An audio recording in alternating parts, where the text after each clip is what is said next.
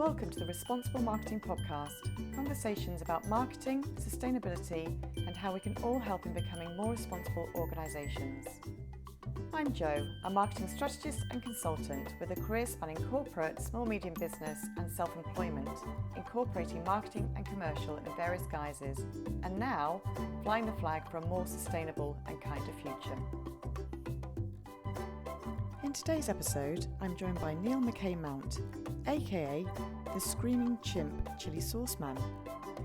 We chat about how Screaming Chimp Chili Sauce came about, the challenges of managing growth in small medium businesses, his love-hate relationship with marketing, and how Niall ensures his brand stays true to its values. Let's dive straight in. Hi, welcome to today's podcast. I'm delighted to be joined with Niall from Screaming Chimp Chili Sauce. Hi, Niall. Hello, how you doing? Hello, everybody out there. How you doing? Good, good. How are you? Okay? Yeah, I'm sauceum. Always sauceum. Always awesome. And so we start. Brilliant. And so it begins. Yeah. So you're well known in the Northeast, I think, for your amazing, amazing products. Can you tell the people who are listening and the people who are watching a bit more about why you started the business, where it's come from, all that kind of stuff, really? Yeah, of course. Well, I was suffering from a bout of depression about 10 years ago, and my friend gave me a tray of 28 seedlings, little plants. Said, why don't you grow them, mate? That'll take your mind off things.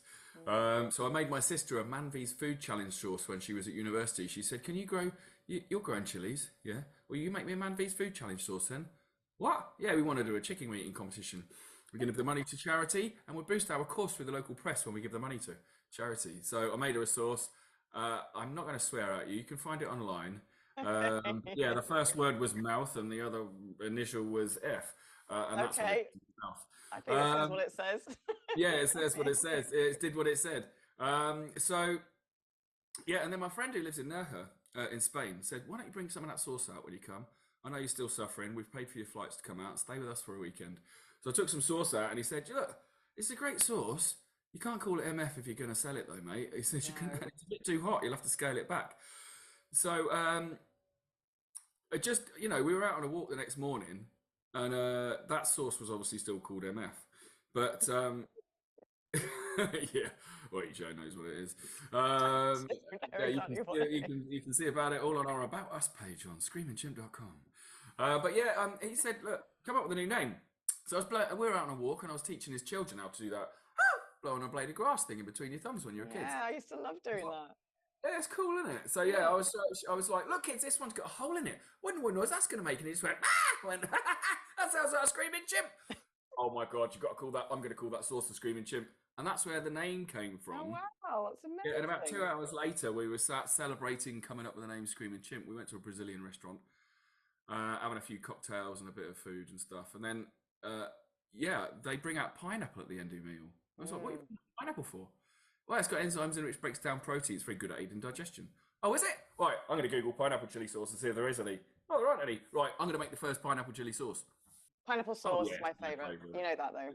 It's a firm favourite. To be honest, that one sells. It outsells everything else in person 2-1. Whereas in shops, it's always the last selling product. It's always the last one. It's like, oh, poor little pineapple. I can't believe it. I think the world needs to change on that one. Well, it's education. It's like because it's really, really mild. It's 67% pineapple. It's sulfite-free vinegar, the apple cider vinegar. It just tastes like food. It's really, really good. So even people that say they don't like pineapple, buy it. Chili heads love it. Chili wimps love it. It doesn't matter. It's the best-selling product of mine.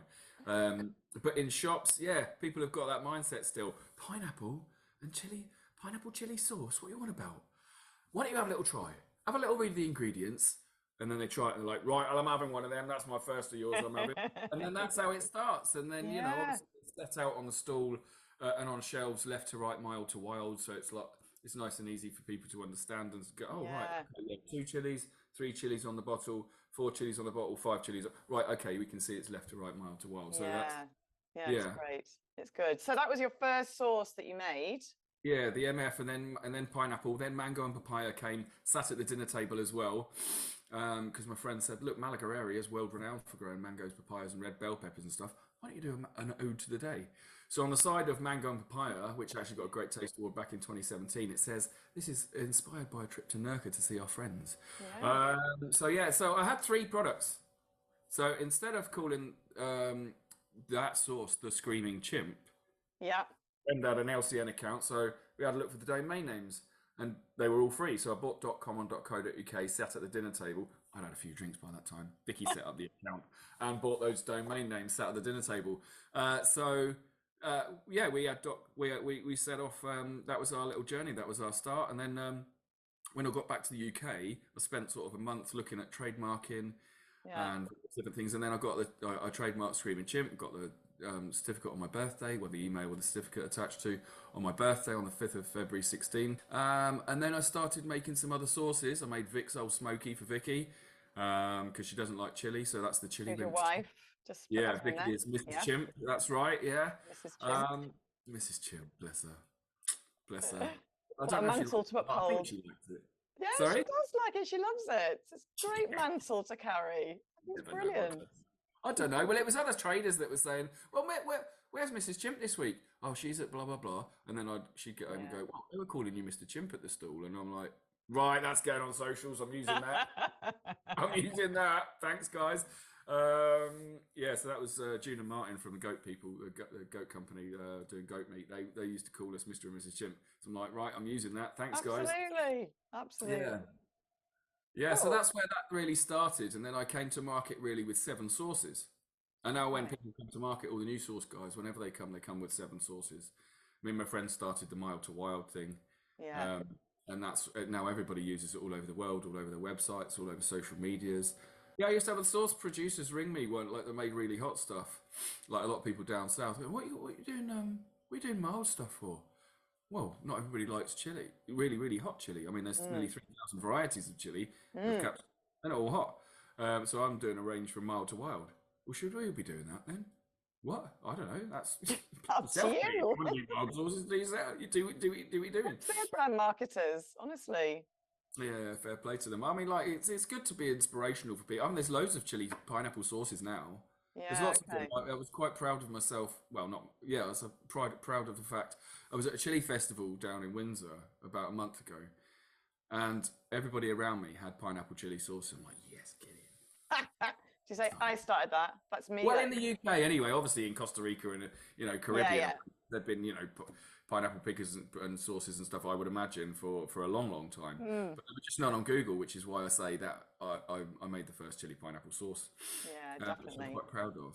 And So you should be. So you should be. And one of the things that I've always loved about your stuff is that your kind of underlying core value is that you use as many natural ingredients as you possibly can do. It's not about kind of like longevity on the shelf, like it's going to last forever, or it's so full, like you say, so full of like the hottest chili ever that's literally going to probably never combust or deteriorate or anything. I don't know if that happens, but there are antibacterial peppers like cayenne peppers and stuff like that. They have good antibacterial properties. Not all do, and people think that if it's really, really hot, but it's not hot. I mean, really, in layman's terms, it's not doing any harm. It's not hot at all. So where people think, oh, it's so hot, it's not. That's got to have a really long shelf life. Well, to be honest, in layman's terms, our pain receptor is a perfect fit for the molecule of capsaicin, and once those two fit together, it sends a message to your brain. It connects that circuit together, so it sends a message to your brain, make you think it's hot, but it's actually not really hot. Birds, for instance, they don't have the same shaped pain receptor, so it doesn't fit that capsaicin molecule. So therefore, they never feel the pain from chili. Wow. It doesn't create that circuit. It doesn't connect that and send a message to their brain. So they can eat pure capsaicin at 16.5 million Scoville heat units. Wow. Whereas humans think it's perceived pain. It's not actually. I mean, obviously you're feeling it. Yeah. But it's not really actually. Definitely do feel it. Yeah, if you took the feeling away, like obviously if it was the receptor that made your hair grow, you'd have really long hair instantly. Yeah. If the one that made you need to go to the toilet, you'd be rushing to the toilet. But it's not. It's the one that makes you feel pain. So that's what happens. Yeah. Maybe not a great evolution thing that we've got there. I don't know. So anyway, back to your natural ingredients. Do you think Because obviously that gives you a point of difference when you're marketing your products, but also it must be quite a challenge for you to source and make sure the authenticity is there of the kind of like the natural ingredients, or packing as much natural ingredient or content into that product. Well, the idea is that you just, when you're looking at food ingredients, when you're looking at food, you walk around the supermarket and there's a health food aisle. Really, the only health food aisle there is the fruit and veg. Yeah, that's everything else. I was just talking to a delivery driver who dropped off some sauces earlier while I was getting my fennec order together, and we were just talking, saying, just drop that one in. Oh yes. We'll talk about that in a minute. We'll talk about that in a minute. Yeah, we'll talk about that in a bit. But I was saying, look, when you have a look at all the food that you've got in your cupboards, have a read of the ingredients. Like, most of it is not really food. Just because you can eat something, it doesn't mean it actually is actually food. You can eat mud, it ain't food. There was a guy in the 80s who ate an aeroplane. That's not food.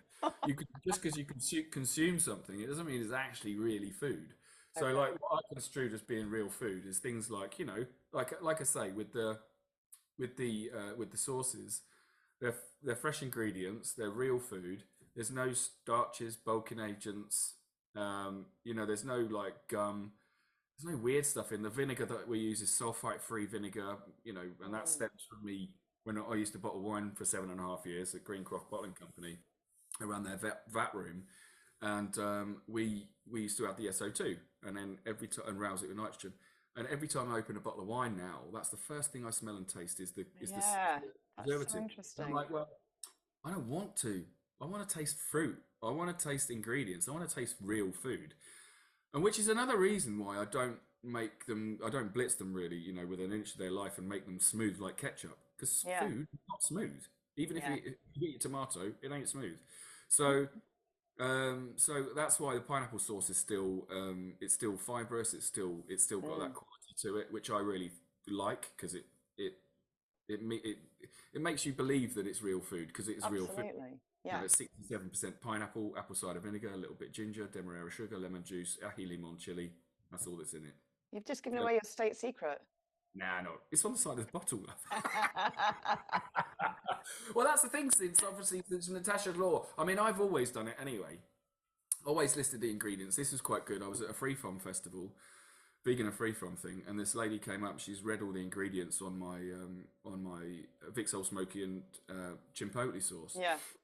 And the garam masala doesn't normally have black pepper in it, but this one has black pepper in it. She's like, "Oh, I'm glad you've actually listed every single ingredient in brackets with the garam masala, because I can't eat black pepper, and I have to find garam masala which doesn't have black pepper in it. So thank you for putting that on there." I'm like, well, I just want to be open and honest about what's actually in your food, because food is food. It should be food. It's as simple as that. It should, but also that openness and honesty, like you say about the ingredients in your products, a lot of people, I guess, don't consider that's requirements, to that level, maybe. Which brings me on to kind of, that's for me again, one of the reasons why, I invited you on the podcast is because I consider you a very responsible business in whatever that format that is. So for me, it's you always looking for the most natural ingredients, but also, like you said, you just been like really open, honest and authentic about what's in the product, and therefore, again, being really responsible to kind of your audience or the social communities around you, whatever. That's a massive thing. Like, has that always been ingrained in you, do you think, to be kind of like that type of person, being very authentic and very open and honest about what you're producing and why you've produced it and all that kind of stuff? Well, I've been like that earlier as well, I've been like that all my life. I don't see that. My parents, it was like, you're not going to get in trouble for doing something. You get in trouble for lying. Yeah. I have the same rule in my house. Yeah, of course. Just don't lie. And I'm like it with my little boy as well now. He's just turned 4, and I'm like, I don't mind if you've done something wrong, just own up to it. If you've done just own up to it. Just be honest. Yeah, sure. And I think that like, I don't always have content to put on. I don't always feel like I've got content to put on, but all you got to do is read the side of the bottle, and you go, "Oh yeah, it's real food." Like, people at the stall, and when I'm in person or at trade shows and stuff like that, they're like, "Oh, you don't have to put anything in it." And I'm like, "Well, when I did my very first 5, they were in for shelf life testing. I went to the sauce aisle at one of the supermarkets. Yeah. Was reading just in case because I was testing every week just to see once it was open what's going to happen. I didn't know what was going to happen, so I just was testing every week. But while they were in for shelf life testing, I was like, okay, so why have you got all this stuff in this? This isn't food. This is just added chemicals that are just they're not good for you. So why are people doing that? And then when my products came back with a 2-year shelf life with no nonsense added to them, I'm like, right, that's the way I'm carrying on. Yeah, that's what I want. I want my food to be real. I just want it to be, and just by chance, apart from the mayonnaise, of course, they're all vegan friendly as well. So, they're free of the main 14 allergens, apart from obviously egg in the mayonnaise, but it's not mayonnaise. In my opinion, that's what really makes a mayonnaise is True, like the egg flavour in it. If it's just a fat spread really. And then like obviously the mustard seeds are in the chili oil, the Chimp Chilli oil. I love some oil from just outside Darlington for the local producer, and then obviously the peanuts, the chili peanuts. They are done once a month with a 6-week clean down. And to be honest, all the things that have any allergen, they are used specifically for that product. Yeah. Like don't touch any of those things. So there's never a cross contamination. No cross contamination. Yeah, it's perfect. So you mentioned about obviously going into the supermarkets to look at other products as well, which clearly you would do when you're starting a business and launching products and things. That realization of your product basically having a 2-year shelf life. Can you imagine? Well, you must know, I guess, the shelf life of those other products that go in supermarkets, perhaps, with all those extra bulking agents and additives and everything else. That means in some ways that, and I know we've talked about this before, you've almost restricted your opportunity in terms of going to supermarkets that could be huge. Having said that, you've just been asked to, you've just been sent another order from Phoenix, which is amazing news. First in 5 years. I looked at my invoices and we were in there for 3 years. Yeah. And everything changed there at some point. And then they stopped doing so much of the hot sauces and stuff like that. Which happens. It happens. You can be listed at any point at any time with anybody. And then they got in contact again and wanted to restock the products again. So I've been filling in forms, and now tomorrow I'll be delivering the first order for 5 years, and it's pretty much to the date. Really? Yeah. It was the 22nd of September, but it was like 10 days out. But yeah. So it's not bad. Will people be able to see you in all Phoenix stores then? No, I think it's just Newcastle because of the food hall. Yeah. Okay, they got a good food hall there. It's an amazing food hall. I love it. It's brilliant. I love the Fuego restaurant. I love there's so many good things in there. I know so many producers in there as well, which is really, really cool. All up and down the country. Yeah. Okay. So how do you feel about the fact that, because clearly you've never compromised, obviously, where you started from. So the fact, again, natural ingredients, you don't necessarily produce in the amounts that a supermarket would require. They've obviously got, I've worked with very big corporates before. They have a lot of stringent rules about sale or return or deals or how they're packaged or all that kind of stuff. You have to be at a certain level before you can really or get funding. Okay. And I never really wanted to get funding, and not really. I didn't really want to give away any of the company, but I suppose I'm not averse to that now. I thought I could do it on my own with, and now I'm getting to the stage where I'm like, you know what? I need to make some money now. Now Albie's here. I know. I'm not going to be around forever. I need to actually, it's all very well having good products, but there's not much use if they're not in front of people. Yeah, it's true. That's really, you can have all the hot sauce reviews done all over the world that everybody loves them and blah blah blah says, people have said they're up there with the best sauces on the planet. All these hot sauce reviewers. You've made me like tomato products when I don't like tomatoes or tomato sauces. The best gusher in the world from Johnny Scoville. That was the pineapple sauce. Yeah. A gusher being cutting the top off a chili, filling it with sauce and eating it and having the sauce inside the pepper. Because it gushes in your mouth. Yeah, it's delicious. But yeah, he's done it with super hot things. But he said that the pineapple sauce in 4.5 years of doing it was his best gusher ever. It was just Wow. Most yeah, tasty. yeah. He said it. Oh, the first bite. He said, "Oh man, this is running to be the best gusher I've ever done." And then he did it again. And he was like, "Oh no, man, this is the best gusher I've ever done."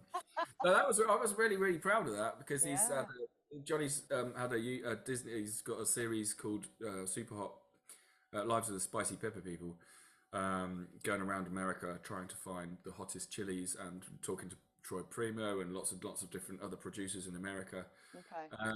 And so he's got a channel called Chase the Heat, which is really really cool. Does reviews and challenges and tastes peppers, and it's his job.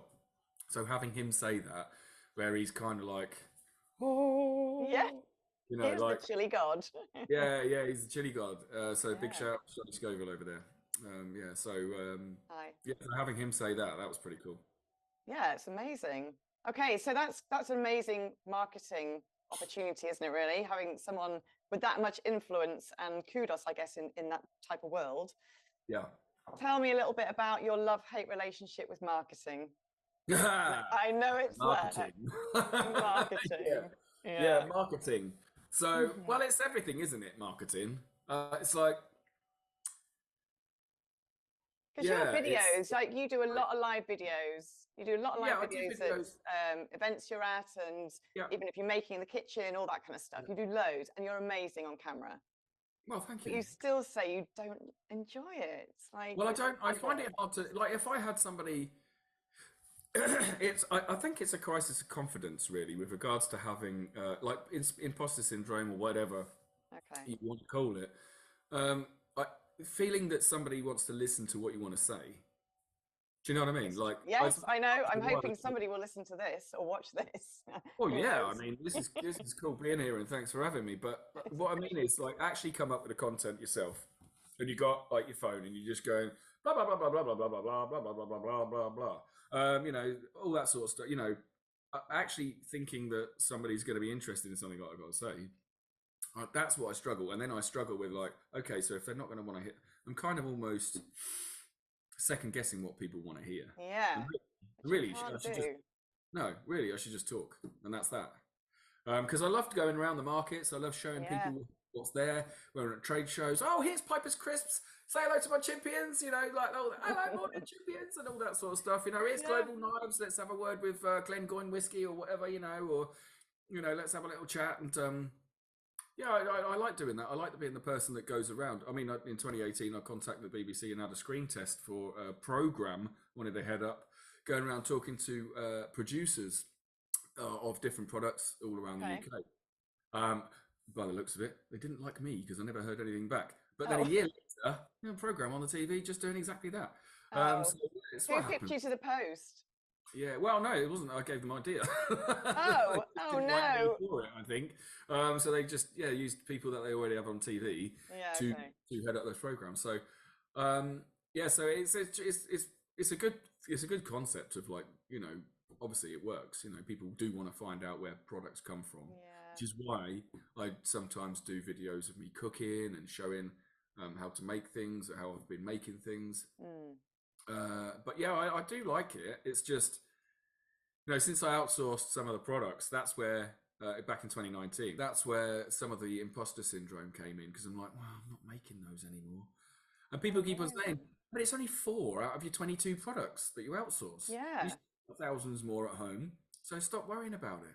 And you know, they're still making to your recipe. Yeah, it's still they're using all the ingredients that you specify. They're doing it to every inch of the method, the recipe, everything's exactly the same. I mean, I said to people right at the start, because I wanted to just be open and honest with people. We're trying for a child, and I'm probably not going to be able to make pepper spray in the house for like a newborn in the house. So maybe we should outsource. Well, I'm buying chilies off of you guys. Can you make my recipes just for a couple of years, just until, you know, if you know, child goes to nursery or whatever, and then I can bring it back in house again. And then COVID hit. Yeah. And then I was like, oh man, I'm glad I got stock in the garage, because I probably couldn't get everything I need. So that really kind of just made up my mind for me that I'll stick with the outsourcing for those particular products. Yeah. And so I'm offering to places like Fennec and that I'm going to offer to supermarkets and that, because the products can be upscaled because they already are in slightly larger batches than I can do here. So they're proven to be upscaled to a certain extent. When it gets to larger, I might have to make them single variety products. I don't know, because some of them are 3 and 4 chilies, varieties of chili, but we'll cross that bridge when it comes to it. Yeah, okay. They will still be natural. Yeah. Yes, of course. Yeah, I'm not changing that. Surely. They need to be. They've got a 2-year shelf life without any nonsense in them. I know. I find that fascinating. Yeah, well, it makes you wonder why people do it, and it's just, you know, upscaling. Well, and I would imagine a lot of it's to do with cost, product cost. It's probably cheaper to put additives and bulkers in than it is to put natural ingredients in. I think that's the difference, isn't it? Well, there's one company in particular that I know, which you can find videos on YouTube and stuff, where they because they're making in such massive quantities, they haven't got time to de-stalk all the chilies like I have. Yeah. So everything goes into be cooked. Everything, you know, everything then gets brought back out, and then there's just thin liquid left, chili liquid left, and then they have to add bulking agents to make it look like food, which is why it's smooth, and which is why, yeah, there's no seeds, there's no, you know, no bulk of the chili in it. No fabric to the product, is there? Yeah. There's none of the actual food bit in there. It's just chili liquid, and then bulking agents get added onto it, and it's just, it's not for me. Like, we did a review for somebody a while ago of their products, and the first pour, I was like, oh, this has got starch in it. Oh. I'm not like this. You can see it's gloopy and, you know, that sort of stuff, and I was like, oh, this is not a good look. It's not a good look. And then I put it in my mouth, and I knew what it was going to taste like in my mouth, or feel like, and it was like floury, powdery kind of feel, and just nah. But there was one which I really liked, which didn't have that, and I was like, yeah, this is a perfect pour. This is great. This smells good. I don't smell any horrible stuff in here. This tastes actually how it should do. It tastes like the food that it is. Well done for this product. And then he said, do you know what? I know what I'm going to do with my products now. Because he, you know, he's a producer, and he's like, I just wanted you to give your professional opinion on my product. So that he said that's given me direction as to what I'm going to do with my products now. So thanks for that. Hopefully you'll go more natural than actually keep his starchy products. Yeah, there's loads out there like that, you know. I just don't. I know. It's just not a nice mouthfeel and taste and smell, and, you know, food is smell and taste and sensation, texture, all those different things added into one. So, you know, I think that packaging obviously is part of your marketing. You know, branding. Absolutely. Oh, actually, this brings me on to my nicely segues into this multi-award winning Condiment Brand of the Year award that we got. Got this in 2020. Awarded it in 2022, 23, and then 23, 24. So that was pretty cool. So yeah, nice 22 karat gold award there. So who's that from? Who's that award? So that's actually from the Prestige Series Awards. So they're pretty cool. Like, I'm quite happy. I mean, Hilton Hotels have got it in the past. They give awards to all over the place. They were out in Dubai giving awards out to the Middle East. They've been out all over the place. They give out awards. So they follow people for a while. Okay. And because the first year I was like, so who are you? I've never heard of you. I know. Do I have to pay for this? They're like, no. We've been following you for a while. We see that you're the first to do a lot of things in the industry. We see that a lot of people sort of follow on, and you've given inspiration. You know, you were the first to do the loyalty system in the chili industry. I was like, well, it's no brainer. Really? Yeah, I'm getting a coffee and getting my stamps. Why not have a look system for? And then lots of other people follow on. It's pretty cool being like, you know. That is amazing. Having been around for so long that it's nice to be recognised. Yeah. I mean, I have to say, I do follow you, as you know, I follow you quite a lot, and I see your videos, everything else. I've never seen you do a video about that award. Really? No.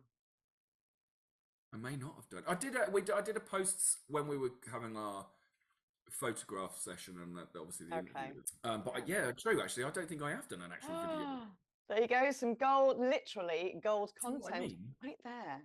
See what I mean with regards to people don't want to hear this necessarily. But the thing is, I find that quite a lot of time in the UK, people do like to hear when things are going wrong. Oh, You know, people like to see when people trip up and fall over. yeah, it's true. And not necessarily if you're constantly saying how good things are or how things have been or how you're winning awards and this and that. It's like, oh, get off me, shut up. I just want to hear that you're failing at something.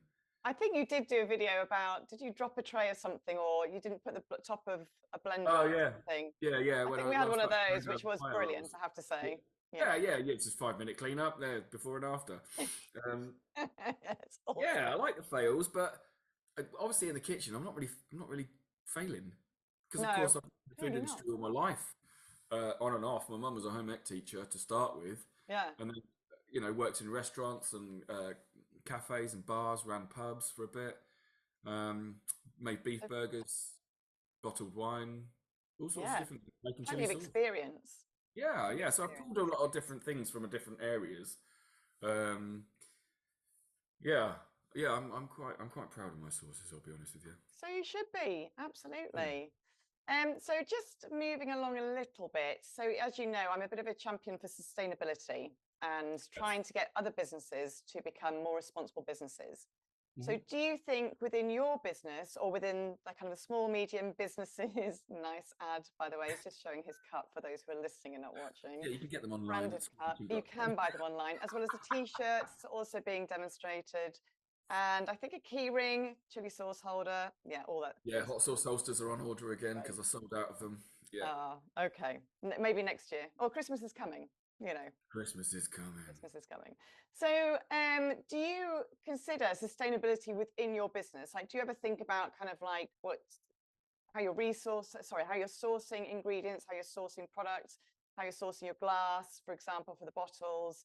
Do you think about perhaps what emissions you're giving off or the environment, all that kind of stuff around sustainability? Because just like marketing, sustainability is a massive kind of complex world, bit like marketing, but full of all sorts of bits and pieces. So what elements do you think? I know which the ones I think that your business approaches and delivers, but do you have that in your mind as a business owner? Yeah, well, sort of water-based inks using on all the labels and stuff like that. The labels are like the bags that we use they're not plastic, for instance. They break down in 2 years rather than 500 years. That's just those simple things. Obviously, food ingredients. Once they're gone, they're gone. They're not harming the environment. You have no idea what these. I mean, over time, we've really only been using preservatives and things like that for a short period of time. Yeah. And so you don't really know what effect that has on the water system. But with regards to us and sustainability, just using natural food, using food that you can easily source. See, some of the products, of course, are made with pineapples from Costa Rica. Now that one pineapple is amongst millions of pineapples that come here. So if you break down the carbon footprint of one pineapple, it's minuscule. It's minuscule. So like, I guess if they weren't available, you wouldn't be using pineapple, would you? Well, no, because it'd be too expensive. No, exactly. I'm not flying over there to pick up. I'm just got a rucksack full of pineapples. You all right? Coming through customs. Yeah. So obviously, when you think of when people talk about, like, there's a lot of buzzwords that go around, isn't there? Sustainability being one of them. I don't always buy into buzzwords. I do a lot of reading and watching and trying to understand from many different points of view. And I do try and be as sustainable as possible with regards to the environment. That's what I can really do. If you're talking about sustainability of my business, then just keeping on being honest and open about the products, hopefully, is going to sustain the business. But I have to say, I do think that moving on to the next stage and getting some sort of funding, from a private investor, for instance, to move on to the next stage. So, because of course, if you don't grow, you're just wallowing. You're not really, Mm. you're not, yeah, do you know what I mean? Yeah. Uh, it's all very well being known for really, really world-class products, but obviously the longer I do things, Yeah. and the longer other people emulate that, then you're lost in a sea of awesome products. So yeah, to try and sustain make the business more sustainable, I suppose I'm going to have to get investment to move on to the next stage. I mean, recently, probably about 4 months ago, was awarded my USA trademarks because I want to put. Amazing. I'd like to put. Congratulations. Mm. Yeah, thank you. Yeah, I'd like to push into America because it's a massive industry over there. And like I say, a lot of the reviews that I've had done have been from USA and Canada, and so because they're thought of as being great products, like for instance, the guys who do hot ones, well, the heatiness shop, I sent out products and they're like, yeah, yeah, we know your stuff, already. You got to make us a new product. Wow. Exclusivity of it for 6 months. I'm like, you already know my stuff. Yeah, yeah, yeah, we know it. It's lovely, but you've got to make us a new product. You can't already be selling it. Okay. So that's another way I would like to try and get into the American market. Is Yeah. I've got a new I love the fact that you're talking about sustainability as in longevity of your business, because often yeah, it's forgotten. People think sustainability, just the environment, just recycling, just waste or whatever, or yeah, emissions. That's the biggest thing at the minute. Everyone's shouting about emissions, obviously. But yeah, you're right. Without forward planning, forward thinking about how you're going to manage the business going forward, and like you say, growing and creating that kind of legacy that you're going to leave behind, there won't be a business. It is that difference between kind of like thriving and just striving to still be there, isn't it? yeah, thriving or surviving. Yeah. They're two different things completely. Like at Yeah. the moment, like I suppose really we've been surviving after COVID. Um, yeah, we've really been just doing markets and food festivals. Don't get me wrong, they're brilliant. I love them, and I love that face-to-face thing as well. Yeah, I know. Yeah, I yeah. really, no, I do love it. I love it. I love it. I don't necessarily like doing tasting days in shops because I get too hot. When I'm out, I like being outside. It's just always too hot in these places. Yeah, so if I could get a table outside, I'd be more than happy. Because of course, nobody really likes seeing a sweaty person like dishing out samples of food. It's like, It might give the impression that all your chili sauces are really, really super hot. well, yeah, well, no, because until they taste them and then they realise they are left to right, mild to wild. They are. Yeah, so and of course, like I say, there's loads of different things. But yeah, I love the face to face thing. It's just so cool, like seeing people's reactions. Oh, what's your hot sauce? Well, once you grab your knuckles off the floor, you can grab a stick and have a little dip. What? Yeah, well, we're gonna go left to right, mild to wild. Let's start on the left hand side and work way up. What? Yeah, okay. So this is the mildest one, and then you get going, and then you're like, ooh, that's nice. I like that. I wasn't Yeah. expecting something like that. And I like the way that people's body language changes and the attitudes change and stuff like that. And I like the other end of it where people are like, you're just a market stall holder. And then you say, well, you've got stockists in Abu Dhabi and Dubai, a couple in France, one in Australia, looking to push into America next year. Oh, are you? Oh, right, okay. Right, okay. Yeah, okay. And it completely changes. And they're sort of like, Yeah. I think it like that's both ends of the scale. And I'm always surprised at who spends money and who doesn't. Yeah. Okay. The people that sort of dress like they look like they've got money. Well, you spent your money on looking like you got money. Now you got none left to spend. On my stuff that tastes really good. Yeah, on my stuff that tastes really good. Like it was when I went to the BBC Good Food Show in 2019. Is it hot? From a distance. Is it hot? Well, I got left to right. I don't care. Is it hot? Well, they're three of the main four. I don't care. Is it hot? Is it going to burn me? Right. Okay. You're not my customer. Bye. Yeah. Like, Absolutely. there is obviously I make really really hot things. You 36. do. My husband loves your really hot stuff. I'm not a massive Yeah, fan. margarita. I clearly have one of those receptors like you were talking about before that definitely slots in and says to my brain, it's super, super hot. Don't eat it. Well, I mean, everybody's got a different level of pain threshold, regardless of what it is. Whether it's exercise, whether it's like smacking yourself in the face, whether it's you know what I mean, like Yeah. yeah, and chili is another one of those things. I mean, some people can run marathons, other people are sprinters, some people can Yeah. drink loads of alcohol, other people can't handle it. Some people like chili, some people don't. Yeah. And of course, then you get the outliers who cannot have capsaicin at all in any form. So, you know, some people like can't have deep heat on them, for instance. That's got capsaicin. Ah. You know. But then you get the other people that are like that. Well, yeah, but it makes me feel really hot. Yeah, that's the capsaicin. Yeah, but I must be allergic to it. No, that's what it's meant to do. It's the That's actually what it delivers. That's what it's supposed to do. You know? So maybe just stay away from that and get a massage. Yeah. You know? So you talked a little bit about earlier about kind of not the struggles, but the strains perhaps of, you know, pretty much doing everything. So obviously, I know you're making a little bit at home. Well, not making a little bit at home, making majority of your products at home. You Yeah, outsourced 4 of the 22, I think you said. yeah. Also, And your marketing, therefore, takes up a lot of time, as it does, because marketing does take up a lot of time. What do you think, well, in just your opinion, really, what do you think the biggest challenge is for small, medium businesses at the moment? I suppose it depends on whether it's service led or if you're produce or that everybody's got their different things. Everybody has Okay. a different problem. There's always pain points for everybody. Yeah. Mine is because I'm still producing stuff, having time, and obviously now we've got our little boy and trying to fit that in, Yeah. and also doing events, live events. Much as I love them, I need to step away from doing so many of them. Mm, That's one of my pain points. That and finance, I suppose. okay. My two main problem. Like I get emails all the time. Oh, I could do this email. I could do this video for you. Oh, you need an app. You could blah blah blah. You know all this stuff. I'm like, yeah, okay. Now I obviously think you think I'm somebody else.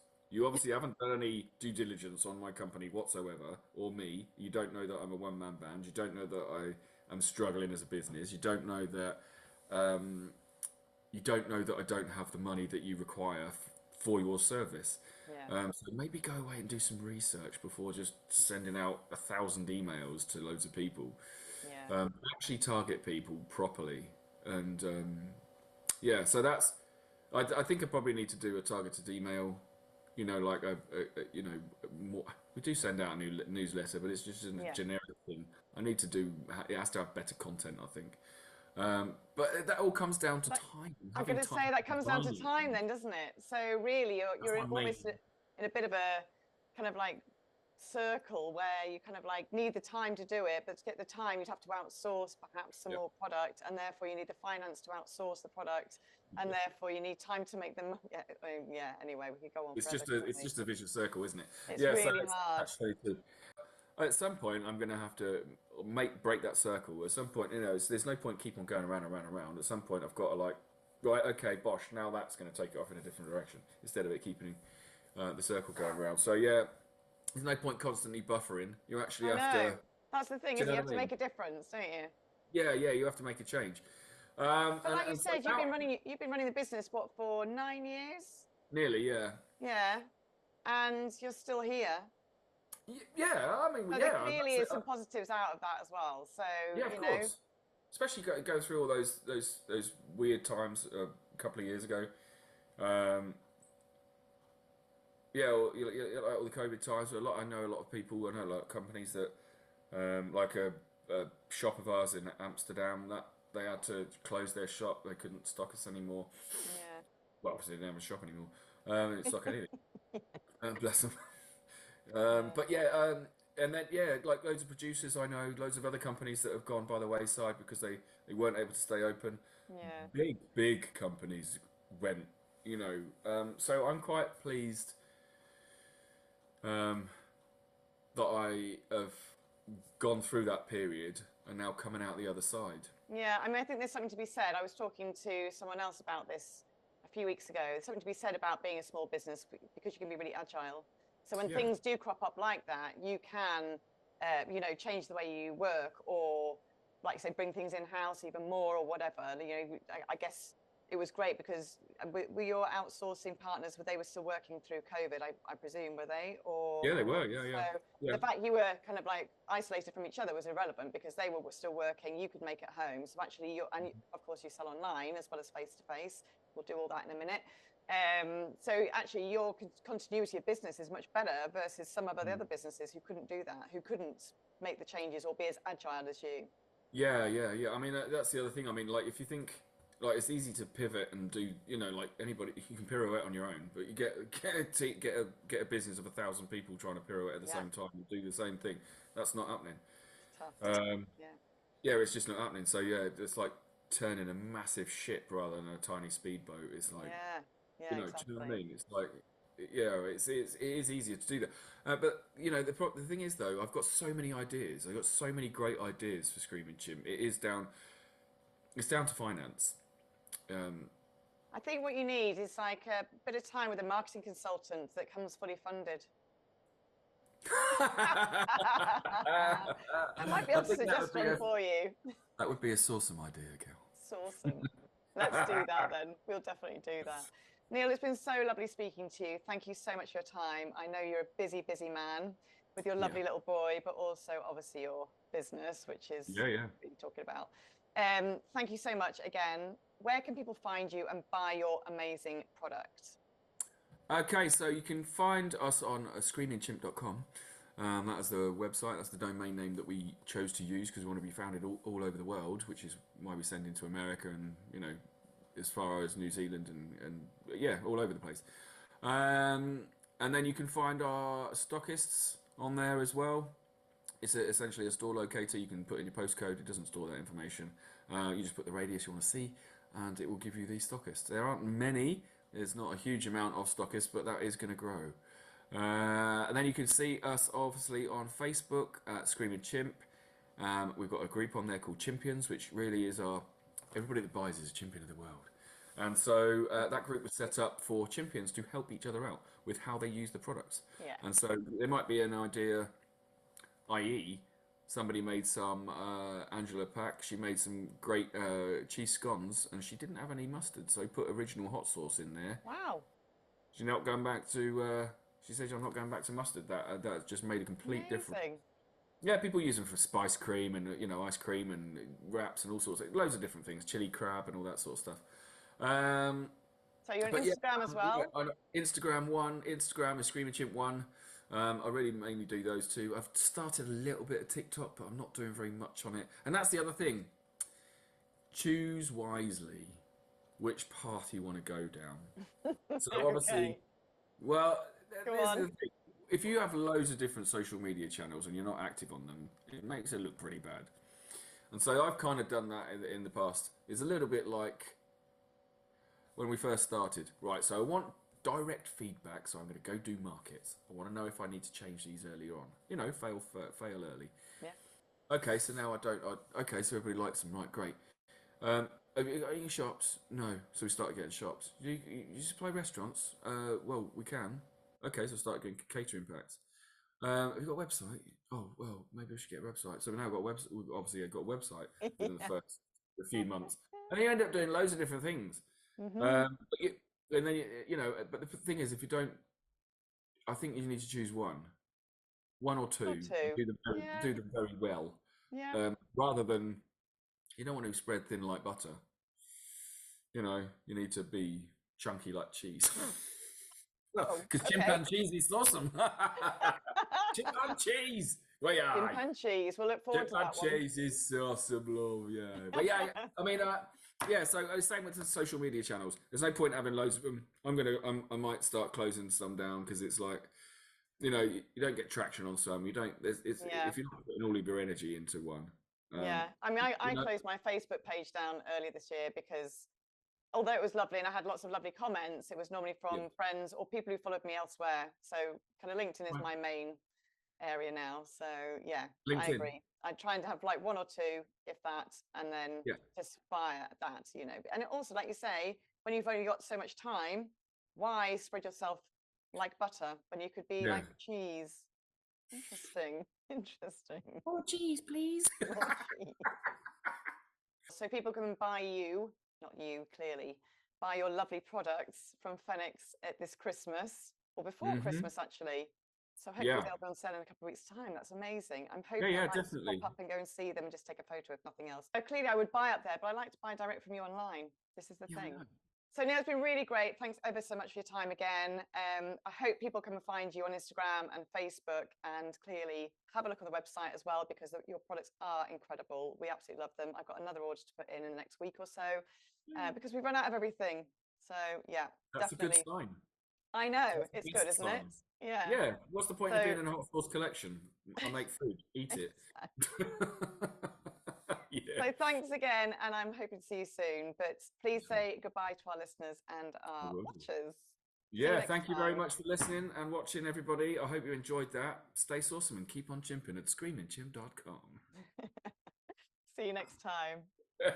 Stay awesome, guys. Thank you. Bye-bye. You've been listening to the Responsible Marketing Podcast. You can contact me by email at joe@joelonconsulting.com or find me on LinkedIn. All recordings of the podcast can be found on YouTube, as well as where you usually get your podcasts.